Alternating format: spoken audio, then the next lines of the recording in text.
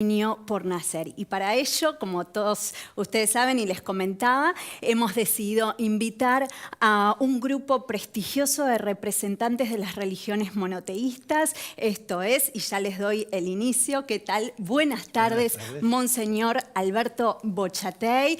Iremos presentando a cada uno de ellos, el rabino Fischel Slagen, para todos los amigos Fernando Slagen, y Imán, representante de la religión islámica, un gran referente de dicho espacio. El rabino Fernando Slagen es director del área de cultura de la AMIA, miembro titular de la Academia Pontificia para la Vida y profesor de posgrados de distintas universidades, UCA, UBA y La Matanza. Monseñor Alberto Bochatey es el obispo auxiliar en La Plata. También es presidente, ¿no es cierto?, de la Comisión para la Salud, Episcopal para la Salud, y asimismo es miembro del Consejo Directivo de la Academia Pontificia para la Vida. Es un honor para nosotros poder debatir nada más y nada menos que con estos prestigiosos representantes de religiones monoteístas, y también entendemos desde Revolución en Valores que es muy importante involucrar a la religión en este debate, entender que cuando el alma, cuando Dios no está, el ser humano se animaliza. En parte entendemos también desde Revolución en Valores que esto es lo que ocurre con la famosa discusión que se quiere generar en cuanto a la supuesta legalización del aborto. Sin más, nos gustaría escuchar las opiniones de cada uno de ustedes, comenzando por el Monseñor. Bueno, muchísimas gracias a todos. Un placer estar en esta mesa interreligiosa, siendo que el tema del aborto esencialmente no es un tema religioso, es un tema humanista, es un tema de transformación social en una sociedad como la Argentina, que en sus 220 años de vida, o 210 años de vida, nunca tuvo ninguna ley en democracia que incluyera la solución de eliminar la vida de alguien, de un ser humano, para una supuesta solución del problema. Al Papa Francisco le gusta hacer dos preguntas, ¿no? Una es, dígame, ¿usted está convencido que matando una vida se soluciona un problema? Sabemos que no, la historia nos demuestra que eliminando vidas los problemas no se solucionan. Se puede ganar o perder una guerra, pero no se gana la verdadera paz. Y la otra gran pregunta es contratar, dice el Papa, un sicario, o sea, pagarle a alguien para que elimine una vida. Esos son temas que no se presentan claramente. Se presenta obviamente la dimensión, que la tiene por supuesto, de salud pública sobre el tema de la mujer y el aborto, etcétera, pero siendo que no es un tema de salud pública, es mucho más que eso. Claro. Y además, si fuera un tema de salud pública, es muy triste que los médicos la solución a esa patología, a esa problemática de salud, se la encuentre justamente eliminando una vida humana. Es meter un principio en medicina contrario a lo esencial de la medicina, que es salvar las vidas, o por lo menos acompañarlas, o tratar de curarlas si fuera posible. Por otro lado, acá no hay ningún enfermo. Acá hay dos personas sanas. Tan sana es que la mujer, habiendo tenido relaciones sexuales, procreó una vida, tema que es natural. No hay ninguna palabra en la ley del aborto sobre la responsabilidad de la conducta y de los actos de los adultos. Pero no nos olvidemos que ese niño que está en el seno de la madre se produjo porque dos adultos tuvieron relaciones. Por supuesto. Y no las tuvieron responsablemente, porque si no querían procrear, tenían muchos caminos para poder haber tenido esas relaciones sin procrear una vida. A veces se quiere decir Vilma Ibarra, pues este proyecto, seamos sinceros, es un proyecto de Vilma Ibarra, que lo presenta el presidente, ¿no? Vilma Ibarra dice, no podemos tener una maternidad obligada, forzada, ¿no es cierto? Y acá no hay una maternidad forzada, acá hay una filiación forzada. Han forzado la vida de un hijo que no lo querían, que no lo esperaban, que no lo deseaban. Y el hijo no tiene ninguna culpa, es un problema de los padres. Y el derecho a decidir de la mujer, que por supuesto lo tiene para decidir entre qué, entre quedarse embarazada y no embarazarse. Claro. Ahí está el derecho que tiene que defender la mujer. Pero una vez que está embarazada, hay que respetar esa vida. Es como yo, la Constitución me garantiza el derecho a circular libremente por el país. hice un examen y tengo el carnet de conducir, tengo un auto en buenas condiciones, yo puedo ir a donde quiera, pero con responsabilidad. No puedo ir de cualquier manera sin respetar las leyes o poniendo en peligro la vida de otros porque yo quiero ir más rápido, quiero llegar a mi manera o quiero manejar de tal o cual forma. Entonces acá estamos tirándonos a un debate obviamente con plena intencionalidad, Seguro. mal dirigido, Seguro. que no toca el problema de fondo y que aborda o agrava un problema mucho más grande, que es introducir a la legislación argentina la muerte de seres inocentes. Así que yo creo que todo lo que podamos hablar y decir, bueno, busquemos una solución, pero una solución verdaderamente moderna. Ajá. Vos fíjate que estas leyes de aborto vienen desde el 1900, Claro. es del siglo pasado. Claro. Son legislaciones que atrasan. Decir que es un adelanto eliminar una vida para solucionar el problema de una señora, eso no es así, eso es un atraso, es muy triste. Claro que sí. Monseñor, usted en distintos artículos, publicaciones y otras entrevistas con colegas deja ver la importancia fundamental de ser coherentes, que lo está trasluciendo en sus comentarios, y de la gravedad a la cual nos enfrentamos con esta postura del relativismo que tiene la sociedad hoy día, ¿no? Quisiera desarrollar un poco al respecto y yo me preguntaba, digamos, en cuanto al delito del aborto, las situaciones que se llevan a cabo, mejor dicho, para que una mujer quede embarazada, esto que se discute tanto, ¿qué pasa con las violaciones, ¿no? Y ahí radica, me parece, la importancia de conversar acerca de este relativismo. Claro, hay varios puntos importantes que ha propuesto. Uno, sin duda, es la cultura relativista, es la nueva cultura, esta es la desconstrucción. No nos olvidemos que en el canal así llamado público, pero en realidad es el canal del gobierno, de la televisión, todos los días pasan el título Reconstruyendo, reconstruyendo. Hemos desconstruido y tenemos que reconstruir una sociedad diferente, relativista. Y justamente se toman algunas excepciones o algunos casos límites para poder tener fuerza en el argumento. Bien. Y eso es muy triste, porque la mujer violada, que obviamente cuando se produce un embarazo por una violación, que es mínimo, es 1 en 1000 violaciones, justamente porque el acto sexual fue mal hecho, porque la mujer rechaza esa vida, etcétera, por muchos factores que sería largo decir ahora, es la excepción.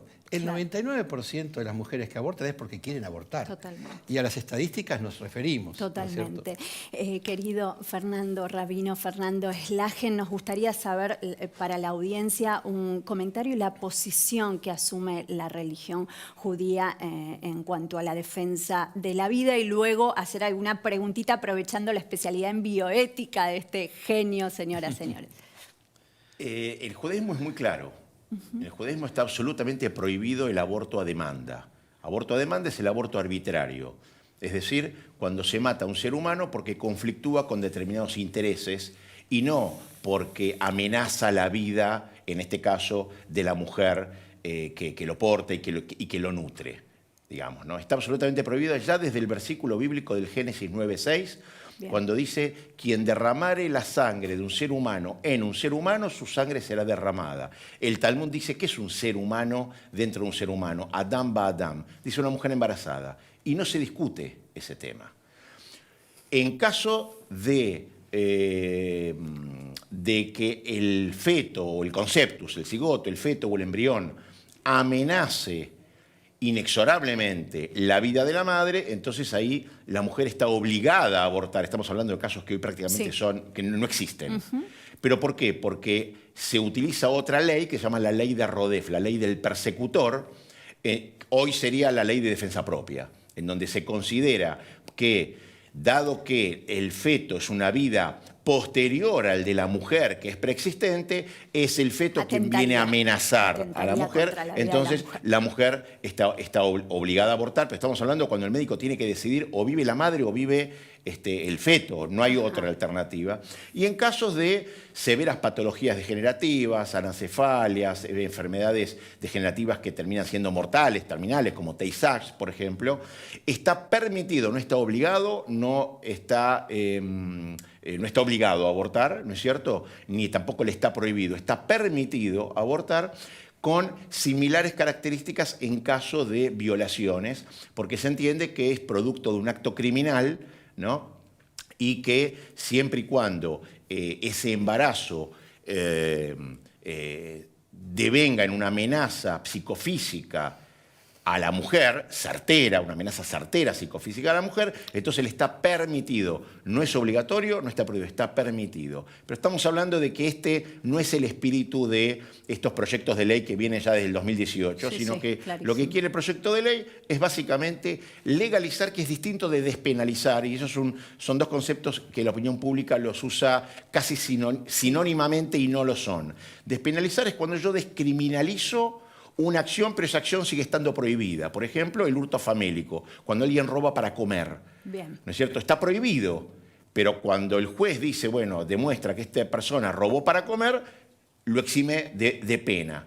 Ahora, legalizar es cuando el Estado garantiza la comisión de ese acto, cosa que es totalmente distinto. Ahora, el proyecto para legalizar un aborto a demanda, el problema de fondo, los problemas de fondo que tienen son básicamente 4. El primero es, si una persona está facultada para resolver un conflicto que tiene matando a otro ser humano. Claro. Y el otro, que es un concepto que se usó mucho en el siglo XX, en muchos de los genocidios del siglo XX, y aplicaríamos el mismo criterio. Una persona que tiene un conflicto de intereses resuelve su conflicto matando a un ser humano, inocente, claramente, que no amenaza con su vida. El otro problema de fondo que tiene, y no son problemas religiosos, son problemas directamente éticos. El otro problema que tiene es que en el derecho se confunde ser humano con persona, y si no es persona, no es ser humano. Y ahí doy el claro contraejemplo del judaísmo, que es el marco jurídico más antiguo hoy viviente en nuestros días, en donde si bien persona es al nacer, desde la concepción es ser humano, y le caben todas las facultades y todas las obligaciones de la persona para con ese ser humano. Claro, clarísimo. Y eso, el hecho de ser ser humano, está reconocido no solamente en la religión, sino en todos los manuales de embriología, incluso que se enseñan en la Facultad de Medicina de acá, que es el manual de Hipp, de Flores, de Montesinos, con lo cual nadie puede desconocer, hasta la Academia de Medicina sacó 2 comunicados diciendo que por supuesto que a partir de la fecundación del óvulo por el espermatozoide, es decir, a partir de un cigoto, hay un organismo humano con fuerza inherente de crecimiento por sí mismo, y que tiene una estructura genética exactamente igual desde la concepción hasta la muerte, y distinta de la mujer que lo porta. Claro, lo que ocurre, y ahí viene la pregunta aprovechando a nuestro especialista en bioética, que una parte de esta biblioteca que pretende legalizar el aborto se posicionan en estos términos, en esta terminología científica tan cambiante, huevo, cigota. Entonces, no le reconozco como un ser humano hasta tanto no salga del seno materno, y un indicio son los nombres científicos, por así decirlo. No sería un ser humano como tal. ¿Qué tenemos para responder en cuanto a eso breve? Y ya pasamos. Eso es desconocer directamente la ciencia. Bien. Eso es directamente desconocer la ciencia. No es menor, ¿eh? No es menor, No, porque claro que pretenden dar respuestas científicas en este sentido. ¿Pero y es por qué? gravísimo. Primero, la categoría de persona no es una categoría científica, es una categoría jurídica, no es una categoría biológica, es una categoría jurídica. Segundo, que algún médico o que algún científico me pueda demostrar cuál es el punto de inflexión objetivo entre y que no sea madurativo fenoménico, sino que sea genotípico, desde el ser humano concebido, desde el cigoto hasta la muerte por ancianidad, ¿cuál es el punto de inflexión objetivo en su categoría de ser humano? ¿Qué cambia entre la semana 18, 24, 3? ¿Qué cambia entre los pocos minutos que el feto sale del útero materno a la exterioridad del mundo? Nada. No cambia en nada. Sus cambios son madurativos. Con ese criterio, entonces, podríamos decir que un adulto podría tener derecho a matar a un infante cuando conflictúa con sus intereses, porque ese infante no llegó al estado madurativo del adulto. Y más aún todavía, todo proyecto de ley, que al menos fueron los que presentaron para legalizar el aborto, cometen el error fundamental de fondo, ya no solamente en lo jurídico, en cualquier principio de razonamiento humano que se llama si está permitido lo mayor, está permitido lo menor. Y el contrapuesto, que es, si está prohibido lo menor, también está prohibido lo mayor. Clarísimo. Entonces, tenemos un proyecto de ley que le permite a una mujer de 14 o 15 años, ante sí por sí misma, ir a practicarse un aborto, pero sin embargo es una mujer que no puede comprar una botella de cerveza. Es una cosita. O sea, le permite y le da la responsabilidad o le acredita la conciencia responsable para definir sobre la vida o muerte de otro ser humano, pero sin embargo no le reconoce responsabilidad para comprar una botella de cerveza. Y lo mismo inversamente, digamos. Entiendo. Se le prohíbe acciones cuyas consecuencias son mucho menores, pero después se le permite acciones cuyas consecuencias directamente recaen en la vida o muerte de otro ser humano, con lo cual no tiene ningún tipo de congruencia, ni siquiera en el propio plexo jurídico que hoy estamos teniendo. Que lo avale. Gracias. Pasamos con nuestro tercer invitado. Es muy importante y sostenemos desde Revolución en Valores que cuando se planteó la posibilidad de invitarlo, dijimos qué interesante dar a conocer la posición de la cultura islámica. En este sentido, ¿qué es lo que abraza el Islam? Entendemos, por supuesto, la defensa de la vida y cómo deciden defenderla, la misma, argumentarla. Claro, eso antes de adentrarse en el tema del aborto, la defensa de la vida, es importante definir el Islam. Y Bien. cuando nosotros hablamos del Islam o interpretamos una conclusión del Islam, nos basamos en tres fuentes, que es el Sagrado Corán, el libro divino de los musulmanes, luego la tradición de vida del profeta Mohammed, el fundador del Islam, la paz sea con él, y sus dichos, sus expresiones verbales. Bien. Y en eso tenemos ahora en el Sagrado Corán incontables versículos que definen la importancia de defender a la vida y en general la dignidad de la vida. Pero me gustaría citar solamente un versículo como principio de oro, Claro. que nos sirve en todos los asuntos alrededor del debate sobre la vida, la dignidad, etcétera, etcétera. Y eso es el capítulo 5, versículo 33, donde Dios, como una pauta, como un principio universal, dice: quien mata a una vida es como si hubiera matado a toda la humanidad. Y quien salva a una vida es como si hubiera salvado a toda la humanidad. Y ahora lo que es interesante ver en ese versículo que en árabe se usa la palabra nafs. Nafs significa vida y no distingue ahora una vida desarrollada, una vida independiente o dependiente o medio desarrollada, sino que es vida humana. Y luego es interesante que también se aclara acá que ahora no importa el origen de la vida, es decir, que como humanos nosotros tenemos que defender la vida de cada humano irrelevante de su ahora origen religioso, étnico, etcétera, etcétera. Y en ese se puede decir que el Islam ahora viene obviamente la pregunta: ¿cuándo empieza la vida humana? Claro. ¿Cómo es o qué es la definición de la vida humana? Y en eso también el capítulo 23, en los primeros versículos, Dios explica el desarrollo de las diferentes etapas de la vida moral y espiritual del humano. Y lo compara con la vida biológica, física del humano. Y eso es interesante, que el primer paso donde empieza, donde nace la vida humana, Dios aclara que es la concepción. Es decir, desde el momento que las espermas se unan con el útero de la mujer, eso es donde inicia el proceso de la vida humana. Y luego se menciona en esos versículos 6 diferentes etapas del embarazo, diferentes etapas del embrión y del feto, y el último paso es la insuflación del alma. Y en eso el Islam divide ahora la vida en dos partes. Se puede decir que la vida sin alma y la vida con alma. Sería la vida sin alma el paso que la vida del feto es dependiente de la madre, sostenida por la madre. Y la parte independiente empieza con la insuflación del alma y cuando la madre da luz a ese ser.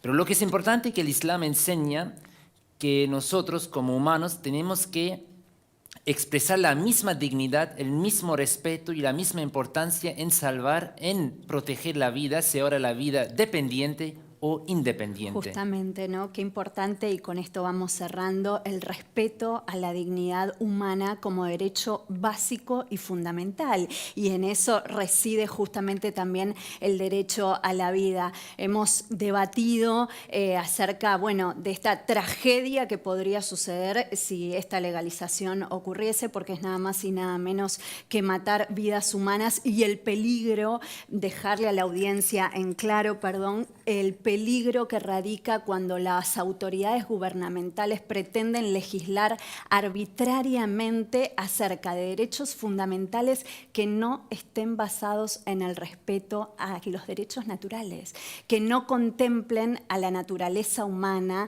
y al hombre en su ser humano. Así que estamos muy agradecidos. Hay mucho más para debatir acerca de esto y vamos a volver a encontrarnos, bueno, por supuesto, en los próximos programas. Nosotros, señoras, señores, esperamos haber arrojado luz sobre tanta situación confusa y queremos también desde acá contribuir un poco a la cultura de la vida y no de la muerte. Continuamos con más Mercados por Expertos.